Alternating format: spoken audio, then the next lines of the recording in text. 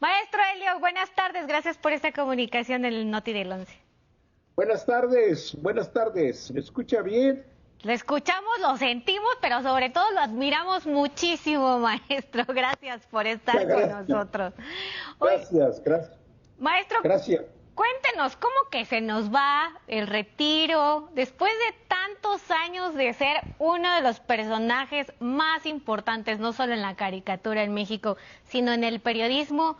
Dice adiós. Cuéntenos las razones, cómo se siente. La verdad que sí fue una decisión difícil, pero obligada, porque yo sentía que ya había pérdida de habilidades para trabajar, para dibujar sobre todo.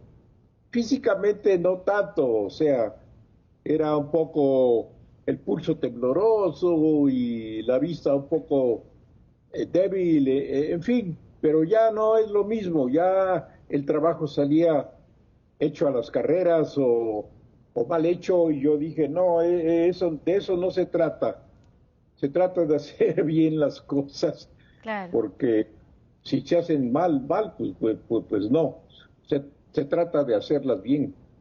Maestro, a lo largo de estas más de 6 décadas que ha hecho caricatura, cuénteme, ¿qué significa la caricatura para usted? Bueno, en mi caso era prácticamente pues parte de mi vida, porque mucho tiempo me la pasé haciéndolas y además las hacía precisamente porque me gustaba. Nunca lo consideré como un trabajo o como una obligación. Yo la consideré parte de... Yo lo disfrutaba mucho. Eso es lo que últimamente ya sentía que estaba perdiendo, pero sí, la caricatura para mí fue muy importante, sobre todo un medio de comunicación que, aparte de que me gustaba realizarla, me permitía compartir mis ideas y mis comentarios con un público más amplio. Eso para mí era muy importante. Claro, la comunicación con sus lectores.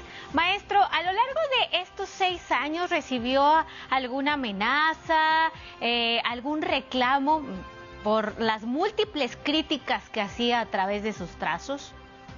No, para nada. Amenazas no. Reclamos pues por parte de tuiteros que no falta que no les gustaba mi opinión, pero eso nunca falta.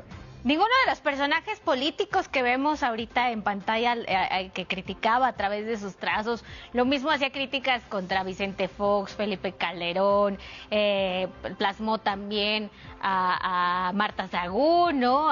Es decir, todos estos personajes que han sido parte de la política mexicana, ¿nunca le hicieron un reclamo? No, absolutamente nada, al menos a mí. No sé si al periódico lo hayan hecho, pero no, yo nunca sentí ningún reclamo. Lo presentía y pudieron haberse sucedido, pero no, a mí directamente no, nunca. Maestro, y no, sabemos de la majestuosidad de su pluma, de los trazos, pero ¿cuál fue la caricatura que más trabajo le costó empezar a delinear y por qué? ¿Hubo, no sé, algún momento en que se planteó un tema ético, un dilema? Bueno, en cuanto a dilemas fueron muchos, porque hay información o hay temas que no es tan sencillo realizarlos como caricatura, en una simple caricatura y ya. Y además no es como un artículo editorial en donde uno puede matizar la opinión y decir esto tiene esto malo, pero también tiene esto bueno, sino es contundente la caricatura.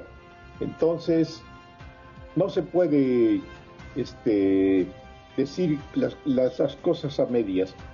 Entonces había que analizar bien los temas, y si no se estaba seguro, pues mejor se esperaba uno a estarlo. Pero fuera de eso, pues eso era parte del trabajo diario. Pero ¿hay alguna anécdota que usted recuerde de esta me costó demasiado trabajo? Bueno, Que nos cuente. hubo algunas, no una sola, pero sobre todo caras de personajes políticos que sí eran más difíciles que hacer que otros. Temas, por supuesto, que aunque uno tenía la idea aquí de lo que quería decir, pero ya a la hora de transformar eso en dibujo, sí me costaba y bueno, había que pensarle un poquito más para que saliera la cosa como uno lo había imaginado o pensado. Pero eso sucedía con muchas caricaturas. Una sola en particular, o algunas que yo recuerde como difíciles de realizar, no, la verdad no. Hubo muchas, pero así como le comento. Pero a ver qué personaje cuya cara sí le costaba más trabajo, porque me decían no tanto temas, no tanto caricaturas, pero sí personajes. Sí, cómo no, hubo varios, por ejemplo, de momento, recuerdo que al principio Cedillo me costaba un poco de trabajo, ya después le va uno encontrando los rasgos y la proporción o cosas así de donde podía uno echar mano. Otro que puede ser que también me haya costado trabajo, recientemente, pues hubo varios, pero ahorita no quisiera acordarme porque de momento sí, era un poco desesperante porque estaba uno tratando de hacerlos y no se parecían. Y lo que es peor, no sabía, aunque estuviera uno viendo la fotografía, costaba trabajo a la hora de transformar esa cara en un dibujo, que la estuviera uno viendo clarita. A veces es difícil transformar eso en dibujo. Pero yo creo que eso no sucede a muchos de los caricaturistas. Ahora, a mí no me gustaba de plano ponerles un letrerito que dijera fulano o mengano, sino yo preferiría que el dibujo se pareciera, y si yo sentía que no se parecía, pues mejor no lo hacía o cambiaba de tema, pero sí, hubo muchos que costaban trabajo. Maestro, ¿cómo cambió o cómo ha cambiado el mundo de la caricatura, las redes sociales? ¿O ha tenido cierta influencia? Hace unos momentos me comentaba, me reclamaban en Twitter, ¿no? Algo que a lo mejor esta retroalimentación hubiera sido impensable hace 20 años. ¿Cómo vivió esta transición? Pues es importante lo de la comunicación directa con el lector. Como usted dice, antes uno publicaba en los periódicos y no se enteraba nunca de la opinión de los lectores. Es más, uno no sabía si voy bien o voy mal. Simplemente, por ejemplo, yo lo sentía porque no me corrían del periódico, entonces decía yo, bueno, voy bien. pero era difícil antes encontrar esa correspondencia o esa opinión. Pero sí, en las redes sociales sí, y ese intercambio sirve mucho, aunque claro, no todas las opiniones son utilizables, ¿no? Hay de todo, o hay algunas demasiado elogiosas o hay algunas demasiado, pues, críticas, o sea que no se fijan, sobre todo las críticas, en lo que está uno diciendo, si ellos tienen una opinión diferente, sino se fijan nada más en lo superficial. Por ejemplo, dicen, en esta caricatura no se parece la nariz de fulano. No ven tanto el contenido general de la caricatura, lo que quiere decir la caricatura. Vamos a suponer que la nariz no se parecía tanto, pero el contenido de la caricatura, yo digo, era más importante. Pero eso solía suceder mucho.